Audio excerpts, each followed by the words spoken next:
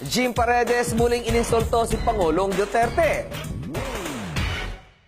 Muli na namang tumirada ang dating Apo Hiking Society member na si Jim Paredes laban kay Pangulong Rodrigo Duterte. Sa kanyang Instagram account, ang Pangulo ang subject ni Jim. Sa kanyang post, nang sabi nito ang mga katagang "Give a man a microphone and the airtime and evolution moves backward within minutes." Patuyarin nitong tinanong ang United Nations kung bakit ito kinekwestiyon ang kanyang umano'y all-knowing, omnipotent, law-abiding, moral, God-send, dramatic at cute president ng 16 million people. Patuya ang mga post ni Jim sa kanyang Instagram account patungkol sa banta ni Pangulong Duterte na tatanggalin niya ang Pilipinas sa mga miyembro ng United Nations. Sa kanyang series of posts, sinabi ni Jim na kaisa siya ni Duterte sa pag-alis bilang miyembro ng UN dahil isa umano itong evil. Alam din daw lahat ng Pangulo, hindi kailangan ng mga Pinoy ang human rights at ang buong mundo ay kalaban na ng Pilipinas bago ito nagmura.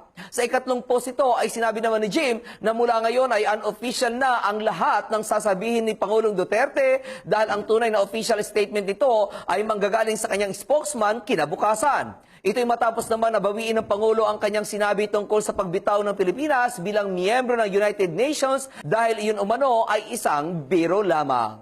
Showbiz for more, like and share this page for more.